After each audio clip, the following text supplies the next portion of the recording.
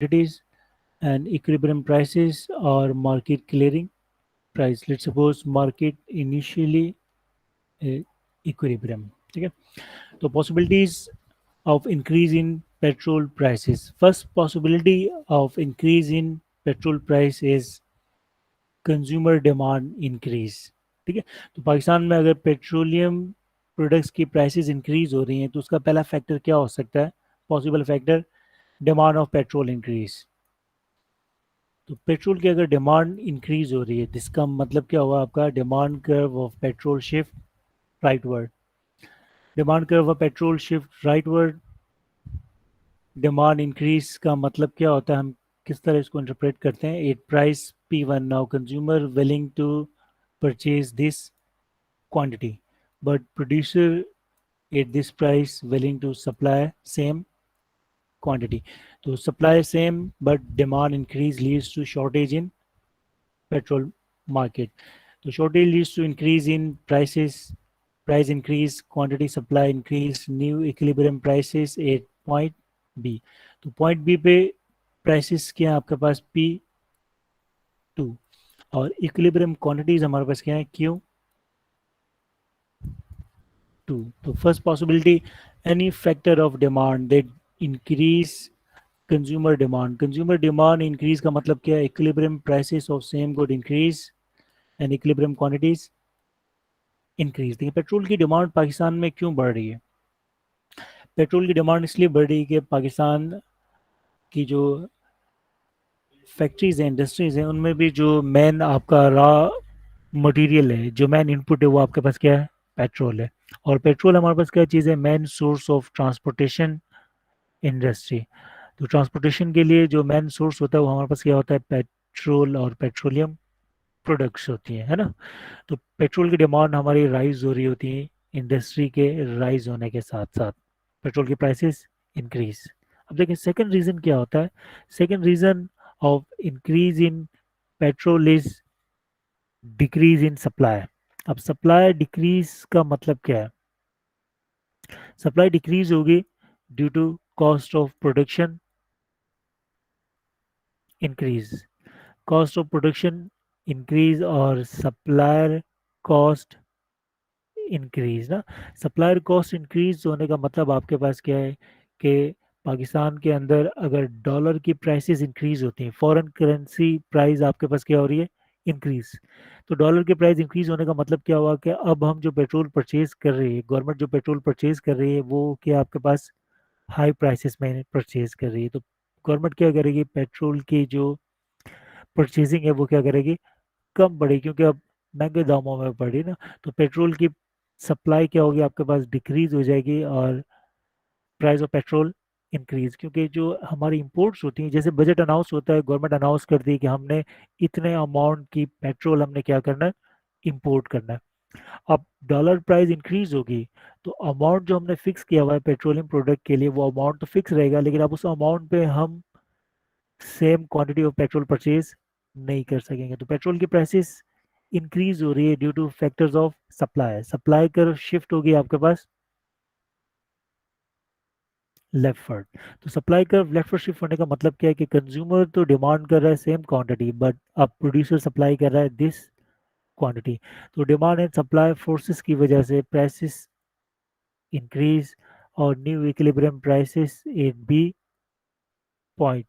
prices increase P1 to P2, equilibrium quantity decrease। ठीक है, और तीसरा कौन सा फैक्टर है जिसकी वजह से प्राइसेस आपकी इंक्रीज होती है? तीसरा फैक्टर हमारे पास क्या है कि डिमांड आपकी क्या हो जाए? इंक्रीज हो जाए और सप्लाई आपके पास क्या हो जाए? डिक्रीज। यानी कि फ्यूचर प्राइसेस आपकी जब भी इंक्रीज होती हैं, डिमांड क्या होती है? इंक्रीज, और सप्लाई क्या होती है आपकी? डिक्रीज। तो डिमांड इंक्रीज, सप्लाई डिक्रीज का मतलब क्या है? Now equilibrium prices of petrol increase. तो किसी भी प्रोडक्ट की जो प्राइसेस राइज होती हैं उसकी जो तीन पॉसिबिलिटीज हैं वो क्या है आपके पास? कि demand of same product increase, या और supply of same product decrease, और थर्ड पॉसिबिलिटी क्या है कि demand increase and supply of same product decrease. तो इन तीनों रीजन से उस प्रोडक्ट की प्राइसेस क्या होती हैं, इंक्रीज होती हैं। प्राइस इंक्रीज होने का मतलब क्या है कि इक्विलिब्रियम क्वांटिटी का रिस्पांस क्या होगा। इक्विलिब्रियम क्वांटिटी का रिस्पांस, अगर डिमांड बढ़ने की वजह से प्राइस बढ़ी है तो इंक्रीज, सप्लाई डिक्रीज होने की वजह से प्राइस बढ़ी है तो डिक्रीज, और डिमांड और सप्लाई दोनों फैक्टर की वजह से बढ़ी है तो इक्विलिब्रियम क्वांटिटीज रिमेन सेम। तो अब इन तीनों पॉसिबिलिटीज में आप आंसर कर सकते हैं कि कौन सी सिचुएशन है जिसमें आपकी जो पेट्रोलियम मार्केट है वो आपकी रेसेशन की तरफ जा रही है। ये डायग्राम ए, ये डायग्राम बी है और ये डायग्राम सी है। तो आपका डेफिनेटली आंसर कौन सा होगा, possibility number B. B diagram के अंदर पेट्रोलियम मार्केट क्या हो रही है आपके पास, डिक्रीज हो रही है। आपकी कंट्री के अंदर जो इकोनॉमिक एक्टिविटी है वो क्या हो रही है आपके पास, फॉल हो रही है। क्यों, क्योंकि प्राइसेस बढ़ने के साथ साथ इक्विलिब्रियम क्वांटिटीज क्या हो रही है, डिक्रीज हो रही है। ए में प्राइसेस तो बढ़ रही है बट इक्विलिब्रियम क्वांटिटीज भी इंक्रीज हो रही है, this means economic activity increase. और सी में आपके पास क्या है कि इक्विलिब्रियम क्वांटिटीज रिमेन सेम। तो सबसे वर्स्ट इम्पैक्ट आपका बी पॉसिबिलिटी का है, उसके बाद सी पॉसिबिलिटी का है, ठीक है। उसके बाद ए पॉसिबिलिटी डिपेंड कर रहा होता है अदर फैक्टर्स के ऊपर। तो प्राइसेस जब राइज हो रही होती है, इससे आपकी मार्केट के ऊपर क्या इम्पैक्ट पड़ता है, ये डिपेंड कर रहा होता है कि फैक्टर्स दैट इंक्रीज प्राइसेस। आजकल आप पाकिस्तान में किसी भी मार्केट को देख लें, किसी भी प्रोडक्ट को देख लें, उसकी प्राइसेस क्यों बढ़ रही हैं, उसकी प्राइसेस बढ़ रही हैं due to decrease in supply. Supply decrease होने से जो प्राइसेस आपकी राइज होती हैं वो क्या होता है आपके पास, वो आपकी कंट्री को वर्स इम्पैक्ट करता है। वो क्यों करता है, क्योंकि सप्लाई डिक्रीज होने का मतलब क्या है कि अब फर्म अपनी प्रोडक्शन यूनिट्स को क्या कर रहा है, स्टॉप कर रहा है। तो जैसे प्रोडक्शन आपकी डिक्रीज होती है, इसका मतलब क्या है, आपकी कंट्री में बहुत सारे लोग क्या हो रहे हैं, अनएम्प्लॉयड हो रहे हैं। तो जो प्राइसेस होती है मार्केट के अंदर वो डिपेंड कर रही होती हैं डिमांड एंड सप्लाई फोर्सेस से। प्राइसेस राइज होती हैं या तो डिमांड के फैक्टर से या तो सप्लाई के फैक्टर से। अगर सप्लाई के फैक्टर से राइज हुई है, इसका मतलब क्या है कि अब आपको मार्केट को संभालने के लिए गवर्नमेंट की जो पॉलिसीज होंगी वो क्विकली मार्केट को इक्विलिब्रियम की तरफ मूव नहीं कर सकती। बट अगर प्राइसेस आपके राइज हो रही हैं due to increase in demand तो ये इकोनॉमी के लिए बेटर होता है। लेकिन प्राइसेस बहुत ज़्यादा बढ़ रही हैं तब भी गवर्नमेंट क्विकली कंट्रोल कर सकती है, टैक्सेस इम्पोज करके डिमांड को कम कर दें, आपकी प्राइसेस क्या हो जाएगी, कंट्रोल हो जाएंगी। बट ये जो प्राइसेस होती हैं आजकल जो पाकिस्तान में पिछले 3 साल सिचुएशन है, प्रोडक्ट की प्राइसेस जो राइज हो रही हैं वो कंट्रोल में क्यों नहीं है, कंट्रोल में इसलिए नहीं है कि प्राइसेस जो बढ़ रही हैं वो किस वजह से बढ़ रही है, due to increase in cost of production. तो कॉस्ट ऑफ प्रोडक्शन के बढ़ने से जब प्राइसेस इंक्रीज होती हैं तो आपका जो प्लानिंग होती है वो इफेक्टिव होती है लॉन्ग रन में। आपको 10 से 15 साल लगेंगे एम्प्लॉयमेंट इंक्रीज करने के लिए। तो कॉस्ट ऑफ प्रोडक्शन इंक्रीज से जो प्राइसेस राइज होती हैं और सप्लाई डिक्रीज होने से जो प्राइस राइज होती हैं, इसे कंट्रोल करना बहुत ज़्यादा मुश्किल होता है, ठीक है। अब इस एग्जाम्पल को आप इग्नोर करते हैं और सेकंड और थर्ड एग्जाम्पल की तरफ आते हैं और नेक्स्ट पॉसिबल क्वेश्चंस की तरफ आते हैं, ठीक है।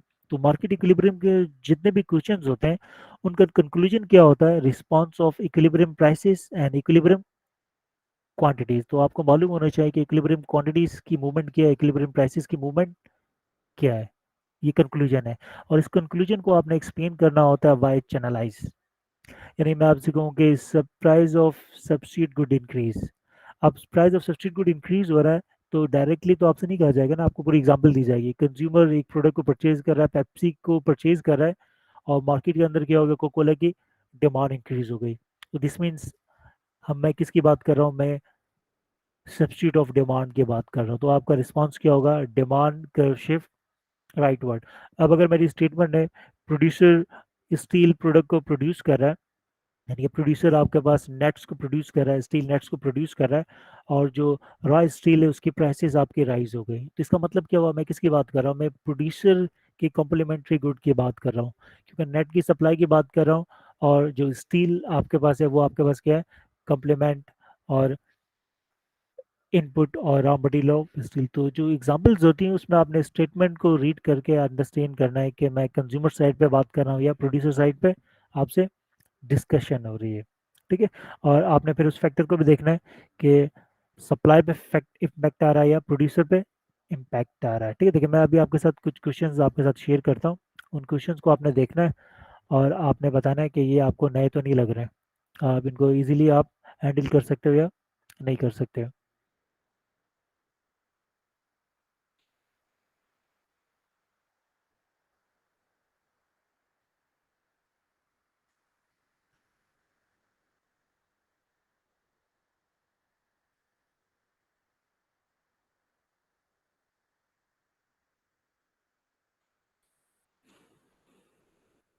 देखिए question number 4, suppose there is increase in consumer income in the market of automobile, और ऑटोमोबाइल मार्केट आपके पास क्या है, एक नॉर्मल गुड है ना।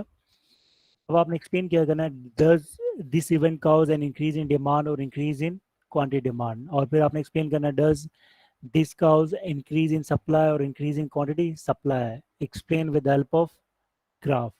तो अब ये क्वेश्चन है, इस क्वेश्चन में आपने क्या एक्सप्लेन क्या देखना है कि मार्केट का वर्ड यूज किया हुआ है, और मार्केट का मतलब क्या है, consumers and producer. This means आपके ग्राफ के अंदर डिमांड कर्व भी होगी और सप्लाई कर्व भी होगी।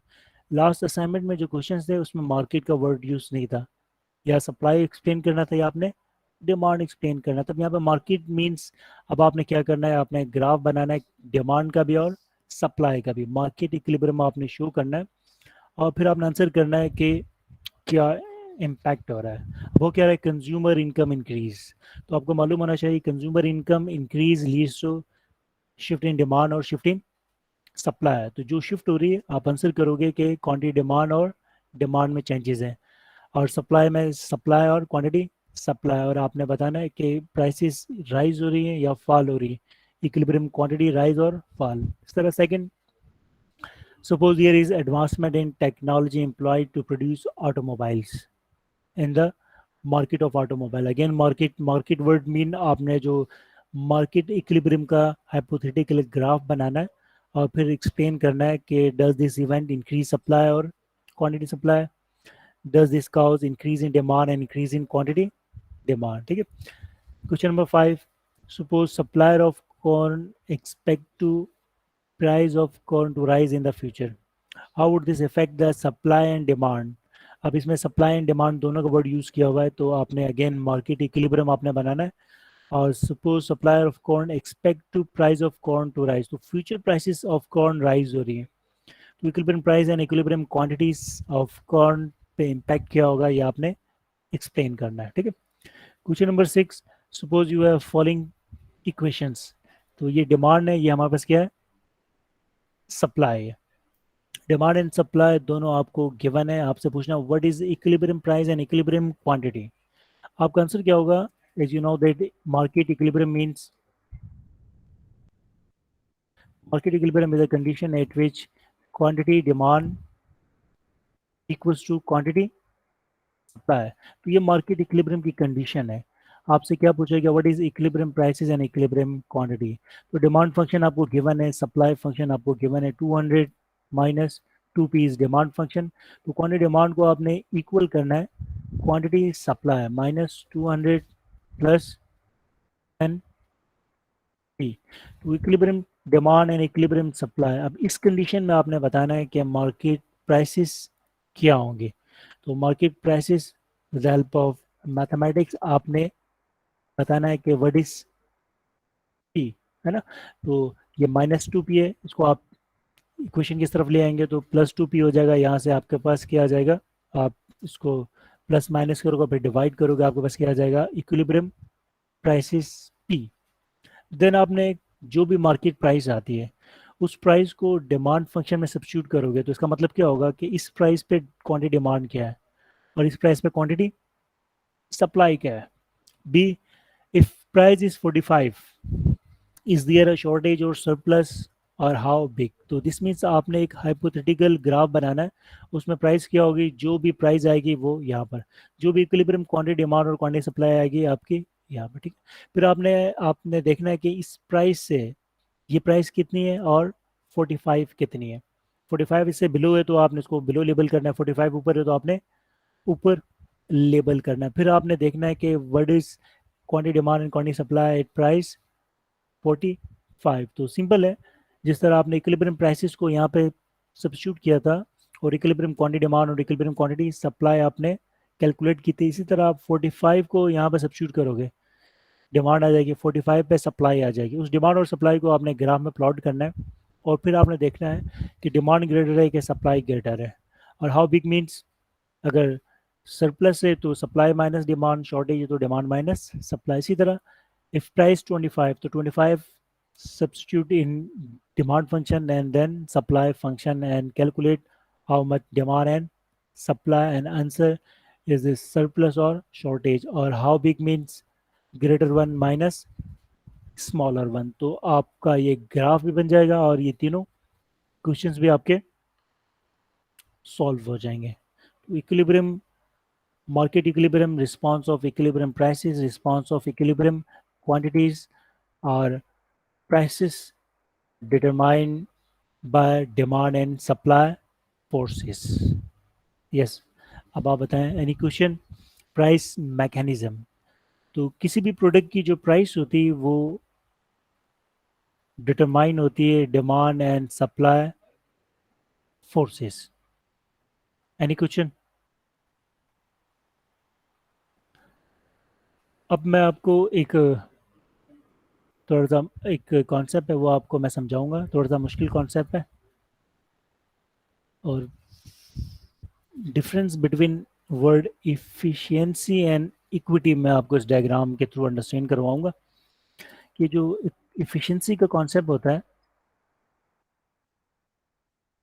और ये जो वर्ड हम यूज करते हैं इक्विटी और इक्वालिटी, इन दोनों कॉन्सेप्ट में डिफरेंस क्या है, इफिशिएंसी का क्या मतलब होता है, और इक्विटी भी कहा जाता है और इक्वालिटी भी कहा जाता है। ठीक है, इक्विटी अकाउंट्स में डिफरेंट वर्ड है ना, इकोनॉमिक्स में अगर इक्विटी देखें तो इसका मतलब क्या है, इक्वालिटी। और इक्वालिटी का मतलब क्या हुआ, इक्वल डिस्ट्रीब्यूशन ऑफ रिसोर्सेज। तो ये वर्ड एफिशिएंसी क्या चीज़ है और इक्विटी क्या चीज़ है, और हम क्यों कहते हैं कि there is trade off between efficiency and equity. यानी कि इक्विटी अगर किसी इकोनॉमी में राइज होगी तो एफिशिएंसी क्या होगी आपकी, डिक्रीज होगी, और अगर एफिशिएंसी इंक्रीज होगी तो इक्विटी क्या होगी, डिक्रीज होगी। ठीक है, यानी कि एफिशिएंसी और इक्विटी का क्या होता है, इनवर्स रिलेशन होता है। ये क्यों होता है और ये दोनों वर्ड्स होते क्या हैं? ठीक है, देखें, एफिशिएंसी सिंपल सा वर्ड है, इसका मतलब क्या होता है, quantity demand equals to quantity supply. ठीक है, यानी कि मार्केट इक्विलिब्रियम का मतलब क्या होता है, इफिशिएंसी। अब अभी हमने अंडरस्टैंड किया मार्केट ऑलवेज इन इक्विलिब्रियम, तो इसका मतलब क्या, मार्केट हमेशा क्या होती है, इफिशिएंट होती है। इफिशिएंट कब होती है, जब मार्केट क्या हो, फ्री मार्केट हो। Free market means demand and supply forces determine equilibrium, prices and equilibrium economy। Free market और मार्केट इकोनॉमी का मतलब क्या होता है, no role of government in economic affairs. जब गवर्नमेंट का कोई रोल नहीं होगा इकोनॉमिक अफेयर्स के अंदर, इसका मतलब क्या होगा, prices always determined by demand and supply forces. तो जब प्राइसेस आपके फ्लेक्सिबल है तो मार्केट में हमेशा क्या होगा, demand and supply equal, like demand and supply equal at A point ना, ऐसा ही है ना। Let's suppose any factor of demand increase, इसका मतलब क्या है, demand increase, demand curve shift rightward D1 to D2, new equilibrium at B point. इसका मतलब क्या होगा कि इन डिमांड आपकी बढ़ गई due to any factor but market in equilibrium. A point demand equal to supply है, B point quantity demand equal to quantity supply है, तो ए भी इफिशिएंट पॉइंट है, बी भी आपके पास क्या है, इफिशिएंट पॉइंट है। इसी तरह let's suppose demand decrease, demand curve shift leftward. तो डिमांड कर्व लेफ्टवर्ड शिफ्ट का मतलब क्या, market forces decrease demand and new equilibrium at B point. तो A point quantity demand equals to quantity supply है, B point quantity demand equals to quantity supply. तो A point भी efficient है, B point भी आपके पास क्या है, इफिशिएंसी शो कर रहा है। तो मार्केट में इफिशिएंसी है, efficiency word only refers to when quantity demand equals to quantity supply. इसी तरह any factor they decrease supply curve shift leftward. The supply leftward shift means market forces demand and supply increase prices and new equilibrium restore 8 point B. तो market आपके पास क्या है, equilibrium पर है। तो मार्केट ऑलवेज इन इक्विलिब्रियम कब होती है, जब मार्केट आपके पास क्या हो, फ्री हो, यानी कि demand and supply forces market को हैंडल करें, तो मार्केट हमेशा क्या होगी, इक्विलिब्रियम होगी। मार्केट क्या होगी आपके पास, इफिशिएंट। देखें इफिशिएंसी और इक्विलिब्रियम के बीच पे क्या चीज़ है। मार्केट इक्विलिब्रियम का मतलब क्या है, quantity demand equals to quantity supply. This means consumer willing to sell equals to consumer willing to bye.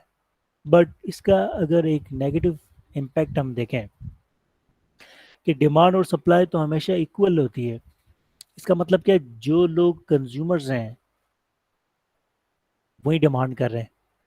और अब अगर प्राइसेस इंक्रीज हो जाएं तो बहुत सारे लोग अब कंज्यूमर्स नहीं रहते। लाइक दिस एग्जांपल में देखें, प्राइस इंक्रीज हो गई, क्वांटिटी डिमांड क्या हो गया आपके पास, डिक्रीज हो गई। अगर एट ए पॉइंट पे कंज्यूमर्स मार्केट के अंदर 70 थे, तो अब मार्केट के अंदर कंज्यूमर्स कितने रह गए, अब मार्केट के में कंज्यूमर्स कितने, 50 रह गए। क्योंकि प्राइस इंक्रीज होने से क्वांटिटी डिमांड क्या हो गई, कम हो गई। इस प्रोडक्ट को परचेज करने वाले बहुत सारों की जो परचेजिंग पावर है वो अब क्या हो गया आपके पास, डिक्रीज हो गई, उन्होंने परचेज करना कम कर दिया। ए पॉइंट पे भी डिमांड और सप्लाई इक्वल है, यानी कि ए पॉइंट पे 70 कंज्यूमर से 70 कितने आपके पास प्रोड्यूसर्स हैं। बट बी पॉइंट के पे आपके पास क्या है, बी पॉइंट के ऊपर अब जो कंज्यूमर्स हैं वो 70 नहीं रहे। डिमांड और सप्लाई तो इक्वल है, लेकिन नंबर ऑफ कंज्यूमर्स क्या हो गए आपके पास, डिक्रीज हो गए। तो जब भी इफिशिएंसी इंक्रीज होती है मार्केट के अंदर क्या होता है आपके पास, इक्विटी डिक्रीज होती है। इक्विटी आपके पास क्या होता है, इक्वल डिस्ट्रीब्यूशन ऑफ रिसोर्सेस, यानी कि जो प्रोडक्ट एक्स है आपके मार्केट के अंदर जितने भी लोग हैं वो सब एक्स प्रोडक्ट को परचेज कर सकें, हर इंडिविजुअल एक्स प्रोडक्ट को परचेज कर सके, एक्स प्रोडक्ट को यूज कर सके, ये आपके पास क्या है, इक्विटी है। इक्विटी और इक्वालिटी है। अब मार्केट में जब भी इफिशिएंसी इंक्रीज होती है, इफिशिएंसी इंक्रीज होने का मतलब क्या है कि मार्केट में अब जितने कंज्यूमर्स और प्रोड्यूसर्स हैं, इनके मार्केट फोर्सेस क्या है, जो डिमांड कर रहा है, जो सप्लाई कर रहा है। और डिमांड मतलब एबल टू पे एंड विलिंग टू पे। बट जब प्राइस इंक्रीज होती है तो बहुत सारे लोगों की एबिलिटी खत्म हो जाती है, अब वो कंज्यूमर्स नहीं रहे, क्योंकि वो अब डिमांड नहीं कर रहे हैं, बट वो मार्केट में तो अवेलेबल है। तो इफिशिएंसी कभी भी इक्विटी की बात नहीं करती है। एफिशिएंसी इंक्रीज होने का मतलब क्या है, active consumers and active producers. But जो लोग अब एक्टिव कंज्यूमर्स नहीं है, हम उनकी बात ही ना करें क्या। तो मार्केट फोर्सेस हमेशा मार्केट को इक्विलिब्रियम पे रखती हैं। इक्विलिब्रियम का मतलब क्या होता है, कभी भी इक्विटी नहीं होता। Equilibrium means active consumers and active producers. Price के बढ़ने से बहुत सारे लोग अब कंज्यूमर्स नहीं है, मार्केट तो इक्विलिब्रियम पर है, जो डिमांड कर रहे हैं और जो सप्लायर्स हैं, एक डिमांड और सप्लाई की जो क्वांटिटी है वो सेम है, बट बहुत सारे लोगों की डिमांड ही ख़त्म हो गई है। तो लोग तो ख़त्म नहीं हुए ना। तो मार्केट फोर्सेस पे अगर रहने दिया जाए तो मार्केट के अंदर हमेशा एफिशिएंसी होती है, हमेशा इक्विलिब्रियम होता है। इक्विलिब्रियम का मतलब कभी भी इक्विटी नहीं होता। इक्विटी मीन्स जितने भी लोग मार्केट में हैं उन सबको तमाम चीज़ें इक्वली अवेलेबल हो। तो मार्केट फोर्सेस हमेशा क्या करती है आपके पास, मार्केट को इफिशिएंट रखती है। Efficiency means demand equals to supply. और जब भी इफिशिएंसी इंक्रीज होगी, efficiency increase means A point पे इक्विलिब्रियम है, बी पॉइंट पे भी क्या है, इक्विलिब्रियम। एफिशिएंसी तो है बट इक्विटी नहीं है। इक्विटी का मतलब क्या हुआ कि अब बहुत सारे लोगों की डिमांड क्या हो गई है, कम हो गई है। ठीक है। तो इक्विटी को मेंटेन करने के लिए गवर्नमेंट मार्केट के अंदर क्या करती है, एक्शन लेती है। गवर्नमेंट मार्केट में एक्शन क्यों लेती है, ताकि इक्विटी क्या रहे आपके पास, सेम है। लाइक शुगर की प्राइसेस इंक्रीज होती है पाकिस्तान के अंदर, है ना। अब आपने देखा होगा कि पाकिस्तान में जो शुगर की प्राइसेस हैं, पिछले 2 सालों में 60 रुपये का शुगर था, अभी आपको मिल रहा है 115 का शुगर मिल रहा है। तो शुगर में कितना आपका राइज हुआ है, 30 to 40 50 रुपीज़ तक का आपके पास 2 सालों में राइज हुआ है। और इन 2 सालों में लोगों की जो इनकम लेवल है वो आप देखें तो बहुत सारे लोगों की इनकम ही ख़त्म हो गई है, अनएम्प्लॉयड हो गए। और शुगर एक बेसिक नीड है। लोग अगर शुगर को परचेज नहीं करेंगे तो अपनी जो रूटीन की एक्टिविटीज़ हैं वो परफॉर्म नहीं कर सकते। और शुगर हर इंडस्ट्री का एक रॉ मटेरियल है। जितने भी आपकी जूसेस हैं, जूस कंपनीज हैं, जितने भी कैंडी लैंड कंपनीज हैं, बिस्कुट कंपनीज हैं, ये सब शुगर को परचेज कर रही होती है। तो शुगर प्राइस राइज होने का मतलब क्या है कि आपकी कंट्री पे बहुत बड़ा इम्पैक्ट पड़ेगा। तो demand and supply forces market को हमेशा इफिशिएंट रखती है। इफिशिएंसी का वर्ड इक्विटी नहीं होता है। इफिशिएंसी का मतलब only quantity demand equals to quantity supply है। तो इफिशिएंसी क्या शो कर रहा होता है? इफिशिएंसी शो कर रहा होता है only behaviour of active consumers and active producers. Price के कम होने से बहुत सारे सप्लायर्स की विलिंग टू सेल खत्म हो जाती है। तो इफिशिएंसी में हम उन सप्लायर्स की बात ही नहीं करते। प्राइस के बढ़ने से बहुत सारे कंज्यूमर्स की एबिलिटी टू परचेज खत्म हो जाती है। तो डिमांड और सप्लाई तो सेम है, लेकिन इफिशिएंसी है, बट हम उन लोगों की बात नहीं करते। ठीक है, देखिए जो सिस्टम्स होते हैं आपके, डेमोक्रेटिक सिस्टम, जमहूरी सिस्टम ना, तो जो जमहूरी सिस्टम है, जो डेमोक्रेटिक सिस्टम है, ये बेसिकली फ्री इकोनॉमी को क्या कर रहा होता है? प्रमोट कर रहा होता है। तो फ्री इकोनॉमी में एफिशिएंसी तो होती है, बट इक्विटी नहीं होती है। क्योंकि फ्री इकोनॉमी बात किसकी कर रही होती है? Only active consumers and active producers. जो लोग अब कंज्यूमर नहीं रहे, जो लोग अब प्रोड्यूसर नहीं रहे, उनकी बात ही नहीं होती। तो मार्केट फोर्सेस जब मार्केट के अंदर इक्विटी को बहुत ज़्यादा डिस्टर्ब करते हैं, तो गवर्नमेंट मार्केट में क्या करती है? एक्शन लेती है। तो गवर्नमेंट एक्शंस क्या होते हैं?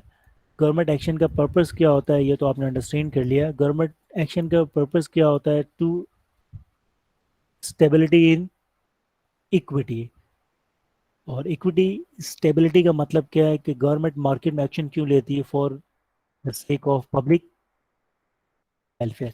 तो for the sake of public welfare government क्या कर रही होती है? मार्केट के अंदर एक्शन लेती है। जो गवर्नमेंट एक्शंस होते हैं, इसकी दो टाइप्स होती है। फर्स्ट वन को कहा जाता है प्राइस सीलिंग। ठीक है, व्हाट इज प्राइस सीलिंग और what is impact of price ceiling? Reason of price ceiling क्या है?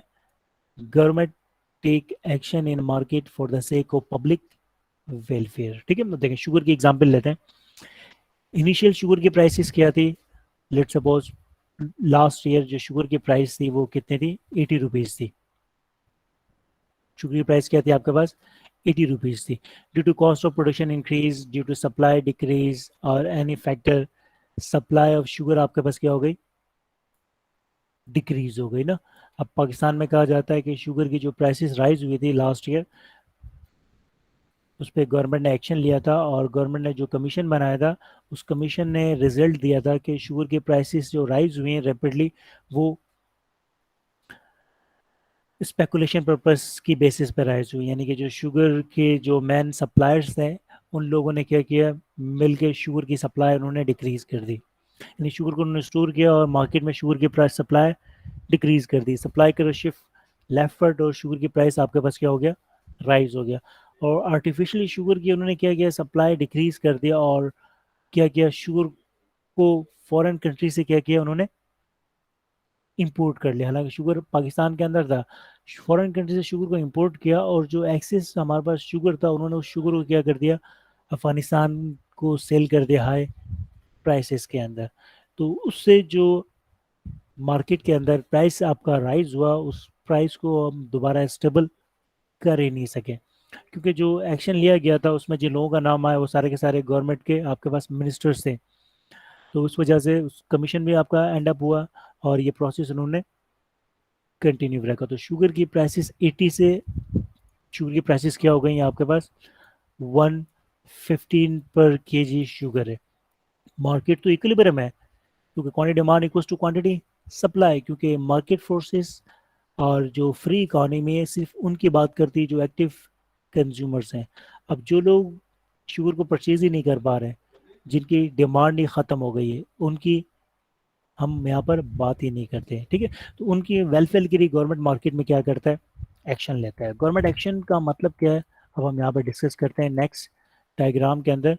What is price ceiling? ठीक है, तो न्यू मैं डायग्राम यहाँ पे ड्रॉ कर रहा हूँ। न्यू डायग्राम शो कर रहा है current situation of sugar market. तो sugar market, demand curve of sugar market, supply curve of sugar market. Currently equilibrium prices of sugar क्या है आपके पास? 115 में आप शुगर परचेज कर रहे हो कराची के अंदर। ये प्राइस ऑफ शुगर है, ये हमारे पास क्या है? Demand of sugar. तो इक्विलिब्रियम, मार्केट इक्विलिब्रियम पर है, क्योंकि क्वांटिटी डिमांड और क्वांटिटी सप्लाई सेम है। तो ये इफिशिएंसी को तो बता रहा है लेकिन इक्विटी को नहीं बता रहा। For the sake of public welfare government market में क्या करेगा, प्राइस को सील करेगा। ठीक है, तो what is price ceiling? Price ceiling is government interference in economic affairs. और प्राइस सीलिंग क्या होता है? Government set maximum prices. Government set maximum prices का मतलब क्या होता है कि आपने करना क्या, आपके पास कि government restrict all sellers to sell और to charge no more than ceiling price. ठीक है, यानी गवर्नमेंट ने क्या कर दिया, प्राइस को सील कर दिया। गवर्नमेंट ने प्राइस को सील कर दिया और गवर्नमेंट ने कहा कि मार्केट के अंदर जो सप्लायर्स हैं वो मैक्सिमम जो चार्ज करेंगे, वो कितना चार्ज करेंगे, वो लोगों से चार्ज करेंगे 90 रुपीज़। गवर्नमेंट ने प्राइस को सील कर दिया और गवर्नमेंट ने कहा कि किसी भी सप्लायर ने अगर 90 से ज़्यादा चार्ज किया तो उसकी शॉप क्या कर दी जाएगी, बंद कर दी जाएगी। तो प्राइस रेगुलेटरी अथॉरिटी क्या करती है आपके पास, ये प्राइसेस को डिटरमाइन करती है। तो ये जो एक्शन है ये आपके पास क्या है, ये प्राइस सीलिंग है। इसको मैक्सिमम प्राइसेस क्यों कहते हैं, क्योंकि गवर्नमेंट ने मैक्सिमम प्राइसेस सेट कर दिए है। Sugar maximum price is 90। This means government ने रिस्ट्रिक्ट कर दिया all sellers to sell no more than ceiling prices. Government ने प्राइस को सील क्यों किया है? प्राइस को सील इसलिए किया है ताकि वेलफेयर आपका डिस्टर्ब ना हो, क्योंकि जो आपके पास पुअर क्लास हैं वो शुगर को परचेज कर सके। तो प्राइस सीलिंग का रिजल्ट क्या होता है, गवर्नमेंट ने प्राइस सील कर दिया 90, अब होगा क्या आपके पास, अब मार्केट के अंदर डिसइक्विलिब्रियम आ जाएगा। ठीक है, यानी डिसइक्विलिब्रियम का मतलब क्या, आप डिमांड और सप्लाई आपकी सेम नहीं है।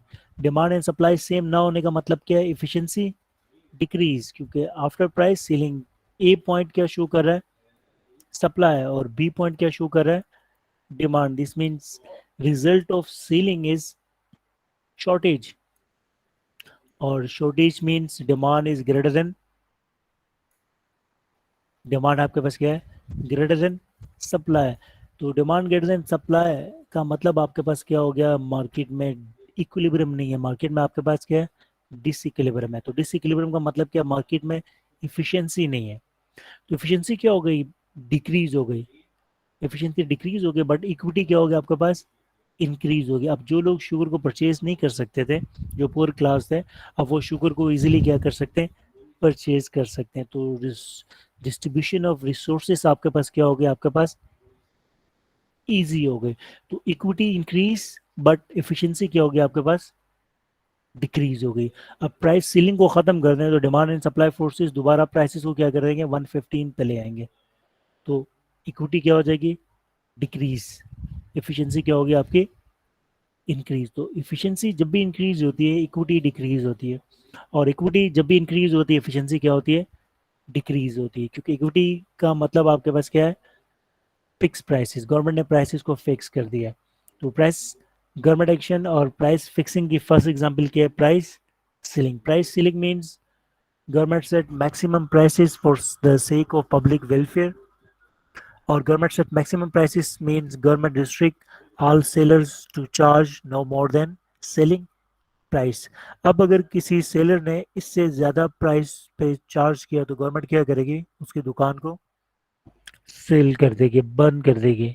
ठीक है, उस पर फाइन करेगी। तो अब जैसे गवर्नमेंट प्राइस को सील करता है, कोई भी शॉपकीपर इससे ज्यादा प्राइस पे सेल नहीं कर सकता। तो प्राइस सीलिंग एक इफेक्टिव फिनोमेना है, बट गवर्नमेंट प्राइस सीलिंग सिर्फ उन प्रोडक्ट्स पे करती है जो बेसिक नीड्स हो। लाइक मिल्क पे प्राइस सीलिंग होता है, वीट आटे पे प्राइस सीलिंग होता है, राइस पे प्राइस सील होता है, आपका शुगर पे प्राइस सीलिंग होता है, क्योंकि ये हमारे पास क्या है, ये बेसिक नीड्स हैं। इन प्रोडक्ट्स के बगैर जिंदा रहना नामुमकिन है। तो गवर्नमेंट एक्शन में फर्स्ट एग्जांपल हमारी क्या है, प्राइस सीलिंग। प्राइस सीलिंग का रिजल्ट क्या होता है, result of price ceiling shortage in market. Price ceiling leads to increase in equity, equality और welfare, but decrease in efficiency। Because after price ceiling demand greater than supply. तो government ने price seal कर दिया, अब होगा क्या market के अंदर देखें। प्राइस सीलिंग का मतलब क्या है कि जितने भी बड़े बड़े बिजनेसेस हैं जो शुगर को सप्लाई करते हैं, शुगर का मेन सप्लायर कौन होता है, जो शुगर को परचेज करने वाले मेन सेलर्स कौन होते हैं आपके पास, फैक्ट्रीज होती हैं जिनको टनों के हिसाब से शुगर क्या किया जाता है, सेल किया जाता है, या आपका मेट्रो होगा या आपका इम्तियाज होगा, है ना, ये बहुत ज़्यादा स्टॉक में। अब ये जिन लोगों से परचेज करते हैं शुगर, क्या ये बगैर डॉक्यूमेंटेशन परचेज कर सकते हैं? पॉसिबल ही नहीं है, क्योंकि जितने भी बड़े बड़े सेलर्स हैं वो सब सेल टैक्स के अंदर रजिस्टर्ड होते हैं, तो विदाउट डॉक्यूमेंटेशन ये सेल नहीं कर सकते। अब देखिए मैंने डॉक्यूमेंटेशन का वर्ड क्यों यूज़ किया। आप अपने मोहल्ले की शॉपकीपर्स के पास जाते हो और शुगर परचेज करते हो, वो आपको कोई डॉक्यूमेंट नहीं देता, तो अब आप प्राइस कंट्रोल अथॉरिटी वालों को कुछ आप कह ही नहीं सकते कि आपके जो मोहल्ले का शॉपकीपर है वो आपको प्राइस सीलिंग से ज़्यादा प्राइस में शुगर सेल कर रहा है, क्योंकि वो आपको कोई डॉक्यूमेंट ही नहीं दे रहा, तो आपके पास प्रूफ ही नहीं है कि बताने के लिए कि ये ज़्यादा प्राइस चार्ज कर रहा है। लेकिन अगर आप मेट्रो से परचेज करते हो तो मेट्रो आपको 90 रुपीज़ में ही देगा, क्योंकि प्राइस सीलिंग आपके पास क्या है, 90 है। मेट्रो हर ट्रांजेक्शन की आपको इनवाइस दे रहा होता है। आप वो इनवाइस लेकर प्राइस कंट्रोल अथॉरिटी वाले के पास चले जाओगे, तो प्राइस कंट्रोल अथॉरिटी वाला अगले दिन मेट्रो को क्या कर देगा, बंद करवा देगा, क्योंकि वो गवर्नमेंट के रूल्स को क्या कर रहा है, फॉलो नहीं कर रहा। ठीक है। तो ये जितने भी बड़े स्टॉक मार्केटर्स हैं जिन लोगों ने शुगर को आर्टिफिशियली स्टोर किया था ताकि प्राइस बढ़ा के ज़्यादा मुनाफा कमा सकें, जब उनको पता चल जाएगा कि गवर्नमेंट ने प्राइस को सील कर दिया है, अब वो क्या करेंगे, वो शुगर को अपने पास स्टॉक नहीं करेंगे, क्योंकि स्टॉक करने की भी कॉस्ट होती है। अब प्राइस गवर्नमेंट ने फिक्स कर दिया, दिस मीन्स अब इससे बढ़ेगी नहीं प्राइस। अब वो क्या करेंगे, अपने स्टॉक को रिलीज करेंगे, और जैसे ये मार्केट के अंदर सप्लाई इंक्रीज करेंगे तो ऑटोमेटिकली क्या हो जाएगा, प्राइस सीलिंग आपकी इफेक्टिव हो जाएगी और इक्विलिब्रियम प्राइसेस दोबारा आपकी डिटरमाइन होंगी, क्योंकि जैसे ही सप्लाई की तरफ शिफ्ट होगा आपका राइट वर्ड, प्राइसेस दोबारा आपके पास क्या होंगे, आपके पास अराउंड 80 और 90 आपकी प्राइसेस हो जाएंगे। तो मार्केट फोर्सेस जैसे ही स्पेकुलेशन पर्पस और एनी अदर पर्पस की वजह से इफिशिएंसी को मिस हैंडल करते हैं और अपने प्रॉफिट को मैक्सिमाइज करते हैं, गवर्नमेंट मार्केट में क्या करती है, इंटरफेयर करती है। इंटरफेयर करने से शॉर्टेज तो आ जाता है, बट वेलफेयर इंक्रीज होता है, और अगर ये मिसमैनेजमेंट है तो वो क्या होता है, आपके पास मार्केट दोबारा आपके पास आपकी इक्विलिब्रियम की तरफ, और डिमांड एंड सप्लाई आपकी 90 और लेस देन 90 कहीं पर इक्विलिब्रियम प्राइसेस को सेट कर देते हैं। This means price ceiling government का एक इफेक्टिव वेपन है। बट प्राइस सीलिंग गवर्नमेंट करेगी कब, अभी तक गवर्नमेंट ने शुगर की मार्केट के अंदर प्राइस सील नहीं किया। तो अगर गवर्नमेंट लास्ट ईयर ही प्राइस को सील कर देती तो प्राइसेस इंक्रीज होकर 115 तक नहीं जाती, प्राइसेस आपकी स्टॉप हो जाती। गवर्नमेंट ने अभी तक प्राइस को सील नहीं किया, ठीक। बट नॉर्मली गवर्नमेंट करती कि आपके पास कि जब भी किसी प्रोडक्ट की prices demand and supply forces की वजह से बहुत ज़्यादा राइज हो जाती है, तो गवर्नमेंट क्या करती है, प्राइस को सील करती है। तो प्राइस सीलिंग का मतलब क्या होता है, गवर्नमेंट सेट मैक्सिमम प्राइसेस और government restrict all sellers to sell no more than ceiling prices. तो result of ceiling is shortage in market. तो ये शॉर्टेज शॉर्ट टर्म होता है, लॉन्ग टर्म में क्या होता है, आपके पास मार्केट दोबारा आपकी इक्विलिब्रियम की तरफ मूव करती है। प्राइस सीलिंग का ऑब्जेक्टिव क्या था, मैक्सिमाइज इक्विटी और वेलफेयर। ठीक है। Yes, any question in price ceiling? Sir जो सप्लायर्स होंगे वो इस प्राइस पे मतलब प्रोड्यूस करने के लिए विलिंग तो नहीं होंगे फिर। बिल्कुल, देखो जो जो गवर्नमेंट ये प्राइस सेट कर रहा होता है ना, तो ये ऐसी आंखें बंद करके सेट थोड़ी कर रहा होता है। गवर्नमेंट को मालूम होता है कि इस प्रोडक्ट की कॉस्ट ऑफ प्रोडक्शन क्या है ना। तो कॉस्ट ऑफ प्रोडक्शन देखता है, और जो मार्केट के अंदर जो प्रोड्यूसर का प्रॉफिट होता है ना, जो आपका लीगल प्रॉफिट होता है, लीगल प्रॉफिट क्या होता है आपका, 5 to 10% होता है ना। यानी कि आपने मिनिमम 5% कमाना है। यानी कि 100 रुपए की चीज़ अगर है तो आप मिनिमम 105 में आप बेचोगे, और मैक्सिमम 110 में। ज़्यादा प्रॉफिट भी नहीं कमा सकते और लॉस में भी आप सेल नहीं कर सकते। एक और मार्केट का आपके पास क्या है, रूल है। तो गवर्नमेंट जब प्राइस सील कर रही होती है तो ये भी देख रही होती है कि प्रोड्यूसर की कॉस्ट ऑफ प्रोडक्शन क्या है। यानी कि 90 पे प्रोड्यूसर को क्या हो रहा होता है, प्रॉफिट हो रहा होता है। क्योंकि वेलफेयर का मतलब सिर्फ कंज्यूमर का वेलफेयर नहीं है, वेलफेयर का मतलब आपके पास क्या है, प्रोड्यूसर का वेलफेयर भी है। तो प्रोड्यूसर के बेनिफिट को देखते हुए गवर्नमेंट प्राइस को सील करती है। और अगर प्रोड्यूसर का लॉस हो रहा हो तो गवर्नमेंट प्रोड्यूसर को क्या करती है, सब्सिडी प्रोवाइड करती है। सब्सिडी क्या होती है, a kind help from government to household. ठीक है। तो प्रोड्यूसर को सब्सिडी देने का मतलब क्या है कि प्रोड्यूसर से वो महंगे दामों परचेज करेगी और मार्केट में खुद सेल करेगी सस्ते दामों। जिस तरह आपने देखा होगा वीट आटा, आटा अगर आप मार्केट से परचेज करें तो 10 kg आटा आपको कितने का मिलता है, 800 के करीब आपको मिलता है ना सर, 750 से 800 के करीब मिलता है। लेकिन ये जो आटा अगर आप यूटिलिटी स्टोर से परचेज करते हो तो आपको 10 kg कितने का मिलता है, 500 का मिलता है। तो यूटिलिटी स्टोर का मतलब आपके पास क्या है, सेलर कौन है, गवर्नमेंट सेलर है। तो गवर्नमेंट जब प्राइस को सील कर रहा होता है तो मार्केट स्टैटिस्टिक्स को देख रहा होता है। गवर्नमेंट डिसीजन का मतलब क्या होता है, इसके पीछे बहुत रिसर्च है। गवर्नमेंट का पूरा स्टैटिस्टिकल डिपार्टमेंट होता है, गवर्नमेंट का प्राइस रेगुलेटरी अथॉरिटी डिपार्टमेंट होता है, स्टेट बैंक गवर्नमेंट को सजेशन दे रहा होता है, मिनिस्ट्री ऑफ फाइनेंस में आपके पास हजारों लोग काम करते हैं। तो ये सब प्राइसेस को, कॉस्ट ऑफ प्रोडक्शन को, ये सब मॉनिटर कर रहे होते हैं। तो गवर्नमेंट प्राइस जब सील कर रहा होता है तो सिर्फ कंज्यूमर के लिए नहीं देख रहा होता है, वो प्रोड्यूसर को भी देख रहा होता है। तो 90 पे प्रोड्यूसर को लॉस नहीं होता। अगर लॉस हो रहा हो तो गवर्नमेंट क्या करता है, उनको सब्सिडी प्रोवाइड कर रहा होता है। ठीक है। जी सर। चलें, तो गवर्नमेंट एक्शन की जो नेक्स्ट एग्जांपल है वो है प्राइस फ्लोरिंग। इसमें कुछ पूछना है आपने, any question, price ceiling?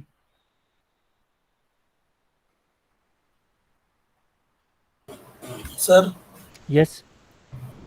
Sir जैसे अब कोई रेट आपने मुझे जो चीज़ समझ नहीं आई तो तो आप क्वेश्चन करें ना, मैं आप बैठा हूँ सर मैं ना। पूछ रहा हूँ कि जैसे अभी शुगर की प्राइस गवर्नमेंट का 90 है लेकिन 115 पे ही अगर मार्केट में बिक रही है। मैंने कहा ना, शुगर पे गवर्नमेंट ने अभी प्राइस सीलिंग नहीं की है।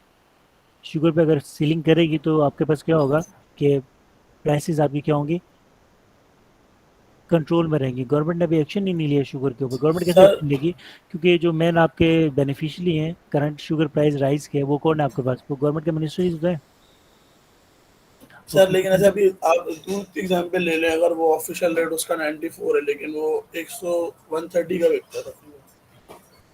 देखें, जब आपका गवर्नमेंट जब सेट कर रहा होता है ना प्राइस सीलिंग, तो जो भी आपको इनवाइस दे रहा है, डॉक्यूमेंटेशन के सेल और परचेज कर रहा होता है, वो गवर्नमेंट प्राइस से ज़्यादा चार्ज कर ही नहीं सकता।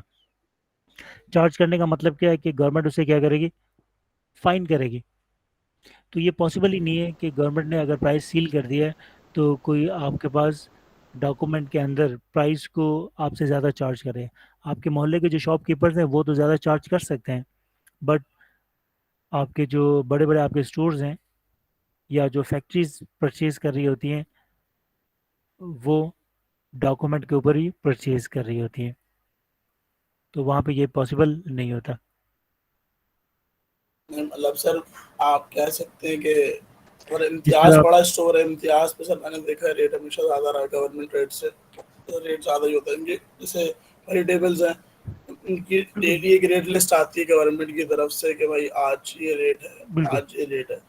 तो लेकिन आप कभी इम्तियाज आके देखें, वही बड़ा स्टोर है, उसका गवर्नमेंट रेट से ज़्यादा ही रेट होता है हमेशा। बिल्कुल, इसका तरीका ये होता है कि आप इम्तियाज से जो शॉपिंग करते हो ना, वो जो इनवाइस नहीं है, वो इनवाइस लेकर आप चले जाएं प्राइस रेगुलेटरी अथॉरिटी वाले के पास ना, वहाँ पर आप कंप्लेन करें, शिकायत करें। और जब वहाँ पर शिकायत करेंगे तो इसका मतलब क्या होगा कि अब वो लोग आपकी शिकायत लेकर इम्तियाज़ के पास जाएंगे। इम्तियाज़ के पास जाएंगे, वहाँ पे चेक करेंगे, अगर इम्तियाज़ जो गवर्नमेंट ने प्राइसेस फिक्स किए हैं उससे ज़्यादा चार्ज कर रहा है तो वो इम्तियाज़ को फाइन करेंगे। और बहुत ज़्यादा प्रोडक्ट्स पे कर रहा है तो वो इम्तियाज़ को क्या करेंगे, बंद कर देंगे। ये जो प्राइस रेगुलेटरी अथॉरिटी बनाया हुआ है, इसको, इस पे कंप्लेन सेल भी होता है। जिस तरह आप थाने में जाके एफआईआर करवाते हो ना, इसी तरह वहाँ पर भी आप कंप्लेन दर्ज कराते हो। और आपकी कंप्लेन पे वो एक्शन नहीं लेता है तो इसका मतलब क्या होगा कि वो जो अथॉरिटी में जो लोग बैठे हुए हैं उन पे केस कर सकते हो आप कि आपने कंप्लेन कराई है और ये एक्शन नहीं ले रहा, ये फ्री में तनख्वाह ले रहा है। जो प्राइस रेगुलेटरी अथॉरिटी वाले हैं, ये बेसिकली इनका काम क्या है कि मार्केट में प्राइसेस को मॉनिटर करना, कि कोई ज़्यादा प्राइसेस पे तो सेल नहीं कर रहा। ये एक्शन कब लेंगे? ये खुद ब खुद एक्शन थोड़ी ले रहे होते हैं। ये कहेंगे कोई शख्स कंप्लेन ही नहीं करता तो मैं क्या करूँ। अब वो प्राइस रेगुलेटरी अथॉरिटी वाले कहते हैं कि पब्लिक हमारे पास आके कंप्लेन ही नहीं करती। इसका मतलब क्या है कि इम्तियाज सही बेच रहा है, मेट्रो सही बेच रहा है, मोहल्ले के जो शॉपकीपर्स है वो सही बेच रहे हैं। आपको कहीं पर भी आपको लगता है तो आप क्या करोगे, आपके पास इनवाइस होनी चाहिए, प्रूफ वो आपके पास होगा ना। वो इनवाइस लेके आप चले गए प्राइस कंट्रोल अथॉरिटी वालों के पास और आपने वहाँ पर कंप्लेन कर दी, तो इसका मतलब क्या होगा कि वो फौरन एक्शन लेंगे, बल्कि फौरन से भी क्विक एक्शन लेंगे। और वो जाकर इम्तियाज़ वालों को क्या करेंगे, बंद कर देंगे, सील कर देंगे, या उन पे फाइन करेंगे। ठीक है, ये आपका हमारा लॉ है ना। लेकिन लोग कोई शिकायत ही नहीं करता है, कोई जाके बताता ही नहीं है। सर हमारे गवर्नमेंट सेक्टर इस लायक ही नहीं है कि हम शिकायत करें। नहीं, सोर्सेज हैं सर। आप शिकायत करेंगे इससे होगा क्या? प्राइसेस तो कम नहीं होंगी, लेकिन वो जो रेगुलेटरी अथॉरिटी वाले होंगे वो करेंगे क्या, वो इम्तियाज़ में जाएंगे, जाके उनसे कुछ पैसे लेंगे और मामला सेटल करेंगे। और आप जब दोबारा जाओगे तो आपसे कहेंगे कि हमने जो है ना शिकायत कर दी है। वो लोग क्या कहते हैं, हमने प्रोसीजर हमने कर दिया है, वो अब प्राइसेस को क्या करेंगे, मेंटेन रखेंगे। लेकिन अब आप फिर क्या करते हो, आप घर बैठ जाते हो ना। अब आप क्या करो, जिस बंदे को आपने शिकायत की थी, अब उसकी शिकायत आप करो अदालत के अंदर, सुप्रीम कोर्ट में आप चले जाओ, या जो प्राइम मिनिस्टर का जो सेल होता है आप वहाँ पर आप कंप्लेन करो, है ना। वो भी नहीं मानता तो आप दूसरी जगह आप चले जाओ, क्योंकि आपका विंडो तो बहुत सारे है ना। तो इसके लिए होता है कि आपके पास लोग मुसलसल अपना सारा काम छोड़ छाड़ के जो है ना इस चीज़ के ऊपर लग जाए। तो जब लोग लग जाते हैं तो इसका फैसला भी आता है। आपने देखा होगा कि बहुत सारे जो केसेस ऐसे हैं जिन पे लोगों ने शिकायतें की और फिर सुप्रीम कोर्ट इन्वॉल्व हुआ, और उस पे क्या हुआ, आपके पास डिसीजन लिया गया। तो किसी भी चीज़ पे गवर्नमेंट ऑफिशियल्स अगर डिसीजन ना लें तो आपके पास उससे एक सुप्रीम बॉडी होती है, आप उस बॉडी के ऊपर आपके पास चले जाएं। तो इस तरह क्या होता है, ये मामला आपका सॉल्व हो जाता है। लेकिन इसके लिए बहुत ज़्यादा टाइम चाहिए होता है, और ये टाइम और क्या कहते हैं, पब्लिक इसलिए नहीं जाती कि बीच में मिडिल मैन बहुत ज़्यादा है। मिडिल मैन कौन है? मिडिल मैन आपकी पॉलिटिकल पार्टीज़ हैं। अब पॉलिटिकल पार्टीज़ क्या कहती हैं कि आप छोड़ दें, हम करेंगे। अब हम करेंगे का मतलब क्या, पॉलिटिकल पार्टीज़ अपना जलसा करती हैं और वो शिकायत नहीं करती, राइट प्लेटफॉर्म में जाती नहीं, आपको भी जाने नहीं देती और ख़ुद भी नहीं जाते। खुद क्या करेंगे, आपके पास ये आप क्या कहते हैं, जलसे करेंगे, कहेंगे प्राइसेस बढ़ रही हैं, गवर्नमेंट को चेंज किया जाए। जो तरीक़ाकार है उसकी तरफ जाती नहीं है। फिर ऐसे में फिर इस तरह के लोग निकलते हैं, जिस तरह आपने देखा होगा कि जिब्रान नासिर और इस तरह और बहुत सारे जो लोग हैं, कभी कभी वकार जगह स्टेप ले लेता है, जिब्रान नासिर साहब स्टेप ले लेते हैं। तो ये भी इंडिविजुअल्स है ना। ये फेमस क्यों है? फेमस इसलिए हुए कि उन्होंने इन इश्यूज को डायरेक्टली ऑन किया और ख़ुद जाकर उन्होंने एक्शंस लिया। तो बहुत सारे लोगों के काम वकार जगह ने सॉल्व करा है, बहुत सारे लोगों के काम जिब्रान नासिर ने सॉल्व सर करा है। वकार तक ने क्या सॉल्व करवाया है सर? वकार जगह ने बहुत सारे मामला सॉल्व करवाए हैं। जिस तरह अभी जो बड़े स्टूडेंट्स के भाई। बहुत सारे केसेस थे, बहुत सारे स्टूडेंट्स को गिरफ्तार कर लिया गया था। तो उस पे जो वकार जगह गए, उन्होंने जाके अदालत में और जो दूसरी जो आपके पास सुप्रीम कोर्ट में गए और उन्होंने उन तमाम लोगों को उसने रिहाई दिलवाई। इस तरह भी बहुत सारे एक्शंस हैं जो वकार जगह पे पॉजिटिव काम भी है। सिर्फ वो बिटकॉइन सेल नहीं कर रहा होता, और भी काम कर रहा होता है। तो वकार जगह मैंने एग्जांपल ली ना, तो इस तरह और भी बहुत सारे लोग हैं, जिस तरह अभी एक नाम लिया, और भी बहुत सारे लोग हैं। तो ये इस तरह के लोग हैं जो पॉलिटिकल पार्टीज होती है ना, ये आप लोगों को हाईजेक करती है। ये करती है कि आपके पास कि अपना बस रीस करी होती, जहाँ पे एक्शन लेना वहाँ पर नहीं जाती ना। जो प्राइसेस बढ़ रही हैं तो आप देखें जितनी भी पार्टीज़ हैं, पीपल्स पार्टी हो या नू लीग वाले हो या जमात इस्लामी वाले हो, इन्होंने जो प्राइस रेगुलेटरी अथॉरिटी वाले लोग हैं, इन लोगों को कभी इनके खिलाफ शिकायत ली कि इनका जो काम है ये कर क्यों नहीं रहे, एक्शन क्यों नहीं ले रहे। मिल्क के जो रेट है, गवर्नमेंट के रेट डिफरेंट है, क्यों मिल्क शॉप वाले ज़्यादा रेट चार्ज कर रहे हैं, है ना। इस तरह बहुत सारी प्रोडक्ट्स हैं जो हर बंदा परचेज कर रहा होता है। ये क्यों प्राइस रेगुलेटरी अथॉरिटी वालों को प्रेशराइज क्यों नहीं करते, क्यों अलाउ करते हैं कि प्राइस रेगुलेटरी अथॉरिटी वाले जो आपके पास डेयरी बिजनेस है उनसे पैसे लें और खामोश रहें। तो इसका एक मेन इशू ये भी है ना सर कि हमें ये का इशू बेसिक ये कि नॉलेज दी आप नहीं गई। पब्लिक अवेयरनेस ना। जी आप हमें भी ये जिब्रान नासिर बन जाओ, आप भी वकार जका बन जाओ। नहीं, अल्लाह माफ करे सर, ऐसी बात नहीं है। यानी कि इस बनने का मतलब ये नहीं कि जिस तरह वो इश्यूज को हैंडल करते हैं आप भी उनको इश्यूज को हैंडल करो ना। आप जाके आप इनके खिलाफ शिकायत करो, प्राइस रेगुलेटरी अथॉरिटी वालों के खिलाफ सुप्रीम कोर्ट में आप पटिशन दायर कर दो कि कराची में जो ना ये रेट गवर्नमेंट के और ये इतना ज़्यादा चार्ज कर रहे हैं। अब आपके साथ 100 लोग भी मिल जाएं और एक रूट ब्लॉक कर दें तो सुप्रीम कोर्ट क्या लेगा? एक्शन लेगा। एक्शन लेगा, सुमोटो नोटिस लेगा और पाकिस्तान के जितने भी डेयरी फार्म के लोग हैं उन सबको बंद कर देगा। ये होता है और ये होता रहा है पाकिस्तान में। देखें, जो पुराने आपके पास चीफ्स थे उन्होंने अच्छे सोमोटो एक्शंस लिए और उसके बाद मार्केट के अंदर प्राइसेस क्या हुई? सेट हुई। अब अगर जो डेयरी फार्मर्स हैं उनकी कॉस्ट ऑफ प्रोडक्शन ज़्यादा है, तो क्यों ज़्यादा है? गवर्नमेंट क्यों उनसे टैक्स ज़्यादा ले रहा है कि वो अपना प्रॉफिट ना कमा सके? तो गवर्नमेंट क्या करती है फिर? उन डेयरी फार्म वालों को सब्सिडी प्रोवाइड करती है। जब उनको सब्सिडी मिलती है तो प्राइसेस क्या होती हैं आपके पास? कम हो जाती है ना। तो इसके लिए एक्शन लेना होता है, सीरियस एक्शन लेना होता है। तो हम करते कि आपके पास राइट प्लेटफॉर्म के पास नहीं, क्यों नहीं जा रहे होते? इसलिए नहीं जा रहे होते, हमारे अपने जो छोटे प्रॉब्लम्स हैं वो बहुत ज़्यादा है। अब आप देखें, पाकिस्तान को 60-70 साल से ज़्यादा हो गए हैं और हमारे जो सीवरेज का सिस्टम है वो ठीक नहीं हुआ है। बारिशें होती हैं, पानी खड़ा हो जाता है, इलेक्ट्रिसिटी की लोड शेडिंग होती है, मोहल्ले में आपने कोई मीटर लगाना हो, कोई दूसरा काम करना, उसमें इतने ज़्यादा प्रॉब्लम्स हैं। तो हमको इतने ज़्यादा प्रॉब्लम्स के अंदर फंसाया हुआ है कि हम एक्चुअल जो हमारा जो एम होता है ना वो हम कर ही नहीं सकते। जो दूसरे जो बड़े बड़े प्रॉब्लम्स हैं हम उन्हें सॉल्व कर नहीं पाते, तो हम जो ना प्राइस रेगुलेटरी अथॉरिटी वालों के पास हम शिकायत लेने जाएंगे, है ना।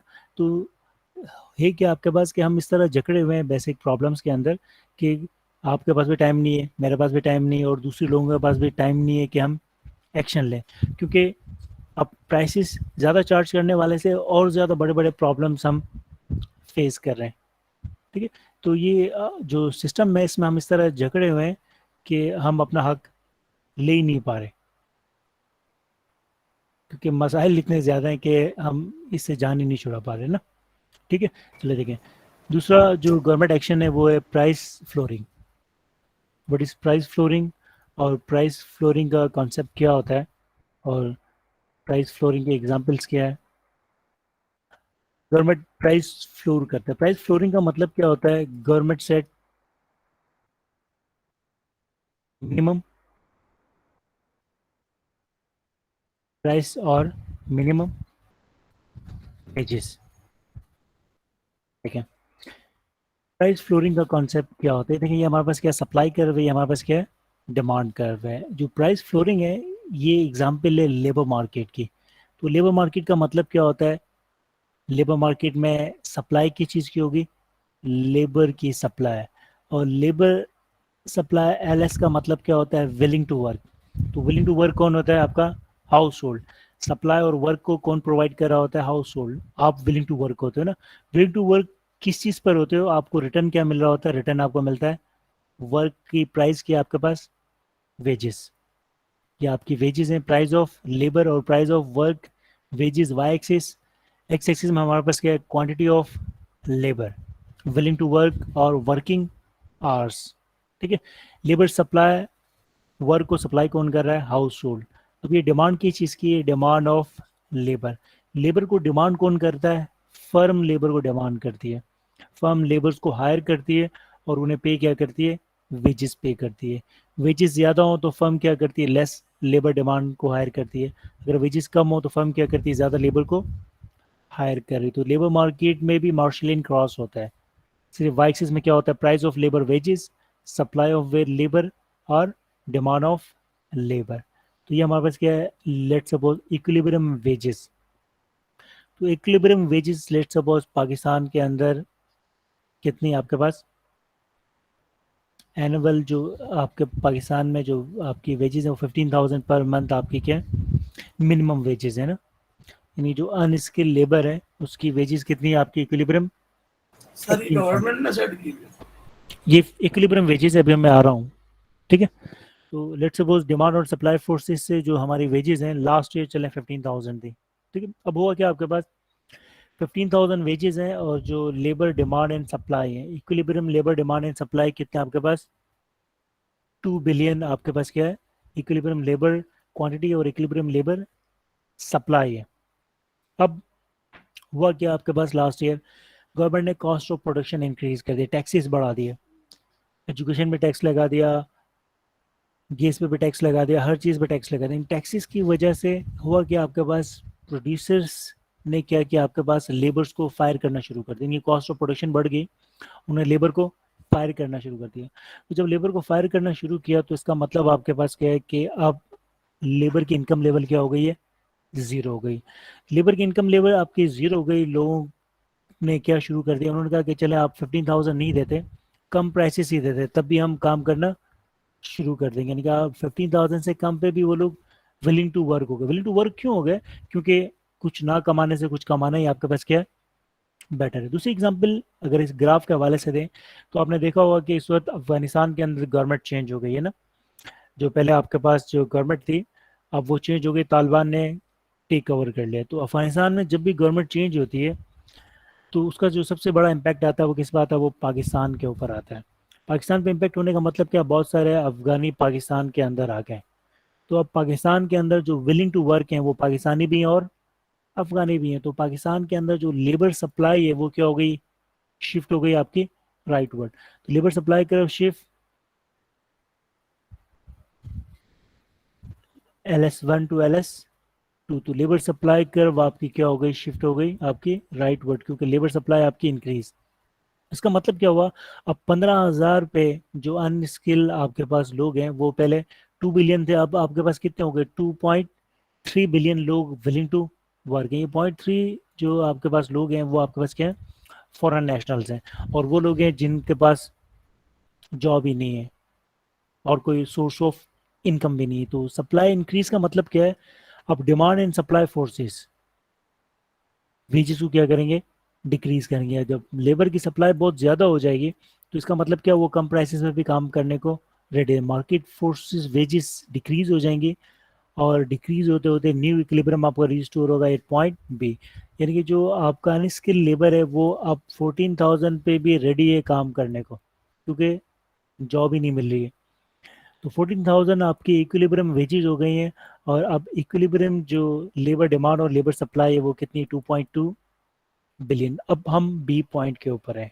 अब बी पॉइंट पे जो शख्स 14,000 मंथली अर्न कर रहा है, अब आप देखें कि 14,000 में क्या वो अपने एक्सपेंडिचर्स को कवर कर सकता है, वो अपने एक्सपेंडिचर्स को कवर नहीं कर सकता। कि लेट्स सपोज सेम पोजीशन है, वेजेस आपकी 14,000 है, और जो इक्विलिब्रियम लेबर डिमांड और लेबर सप्लाई है वो आपके पास कितनी है, 2.2 बिलियन लोग काम कर रहे हैं, और इनमें से जो ज़्यादातर लोग हैं वो अपनी बेसिक नीड्स को कवर नहीं कर सकते। अब आप जितना कमा रहे हो वो कम है, और जो आपके खर्चे हैं वो आपके पास क्या है, ज़्यादा है। जो गरीब से गरीब इलाका है कराची के अंदर, वहाँ पर भी अगर आप रेंट देखोगे तो एक कमरे का जो मकान होगा उसके भी जो रेंट होगा वो 7 से 8 हज़ार होगा। अब 7 से 8 हज़ार आप महीने में रेंट दे रहे हो, तो आप खाओगे क्या और पियोगे? तो जो आपकी लेबर क्लास है 14,000 में उनका जो गुजर बसर है वो नामुमकिन है। अब वो लोग क्या करेंगे, वो क्राइम्स की तरफ मूव हो जाएंगे। अब आपने देखा होगा जिस कंट्री के अंदर भी वेजेस कम होती हैं, एम्प्लॉयमेंट अपॉर्चुनिटीज़ कम होती हैं, उस कंट्री के अंदर स्ट्रीट क्राइम्स क्या होते हैं, आपके पास बढ़ जाते हैं। जो स्ट्रीट क्राइम्स होते हैं ये कोई इजी ऑप्शन नहीं होता है। स्ट्रीट क्राइम का मतलब क्या होता है, आप अपनी पूरी लाइफ को आप थ्रेट कर रहे हो, किसके लिए, मोबाइल के लिए, या आपके किसी के पॉकेट में से कितने पैसे मिलेंगे, 2,000 3,000 4,000। तो 3-4 हज़ार रुपए के लिए अपने पूरी लाइफ को क्या करते हो, आप रिस्क में डालते हैं, क्योंकि पकड़े जाने का मतलब क्या है, या तो आपको मार दिया जाएगा या आपको 10 साल के लिए बंद कर दिया जाए। वो इतने एक्सट्रीम एक्शन क्यों ले रहा होता है, क्योंकि उसके खर्चे ज़्यादा होते हैं और उसकी इनकम क्या होती है, कम होती है। तो जब भी आपका मार्केट फोर्सेस जो वेजेस होती हैं उसको डिक्रीज करता है, तो गवर्नमेंट मार्केट के अंदर क्या करती है, इंटरफेयर करती है। इंटरफेयर क्यों करती है, for the sake of public welfare. और गवर्नमेंट सेट कर देती है मिनिमम प्राइसेस। तो मिनिमम प्राइसेस सेट करने का मतलब क्या है कि government restrict all firms to pay no less than minimum prices. अब गवर्नमेंट ने प्राइस को फ्लोर किया हुआ है। इस वक्त जो प्राइस फ्लोर है यानी कि मिनिमम वेज रेट है पाकिस्तान में, फेडरल का 25,000 है। यानी किसी को अगर आप रखते हो, सर्वेंट को आप रखते हो डेली वेजेस पे, उसे महीने में कम से कम आपने कितना देना है, 25,000 रुपये देना है। तो प्राइस फ्लोरिंग का मतलब क्या होता है, government set prices for the sake of public welfare, and price flooring means government set minimum prices. Government said minimum prices means government restrict all firms or business to pay no less than flooring price और flooring veg. ये जो minimum wage concept है वो आपके पास क्या है, वो प्राइस फ्लोरिंग है। ठीक है, तो गवर्नमेंट प्राइस को वेजेस को फिक्स करती है। प्राइस को फिक्स करने का मतलब क्या है, गवर्नमेंट ने क्या किया हुआ है, प्राइस को फ्लोर किया हुआ है। अब जितनी भी कंपनीज हैं वो अपने लेबर को 25,000 से कम नहीं देंगे। ये गवर्नमेंट जो डिसीजन लेती है 25,000, ये डिसीजन लेती है कि आपके एरिया के अंदर रेंट कितना है, और जिंदा रहने के लिए जो दो शख्स होते हैं, जो स्मॉल फैमिली होती है, उसे मिनिमम कितना अमाउंट चाहिए होता है। तो उस बेसिस पे गवर्नमेंट प्राइसेस को सेट कर देती है। तो गवर्नमेंट जो वेजेस को सेट करती है वो बेसिकली क्या चीज़ है, वो प्राइस फ्लोरिंग है। गवर्नमेंट जब प्राइस को फ्लोर करती है तो इसका मतलब क्या होता है कि गवर्नमेंट रिस्ट्रिक्ट नहीं कर सकती। यानी गवर्नमेंट आपके पास ये नहीं कह सकती कि आपने बिजनेस करना है, लोगों को पे क्या करना है, 25,000।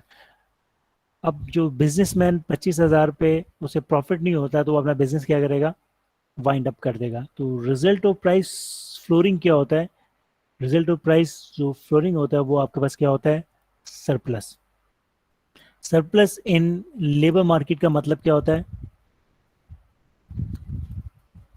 विलिंग टू वर्क ज्यादा है और विलिंग टू डिमांड आपके पास कम है। तो सरप्लस इन लेबर मार्केट का मतलब क्या होता है, अनएम्प्लॉयमेंट होता है। ठीक है, क्योंकि जैसे गवर्नमेंट ने प्राइस सील किया तो ये हमारे पास क्या है, सप्लाई ऑफ लेबर, ये हमारे पास क्या है, डिमांड ऑफ लेबर।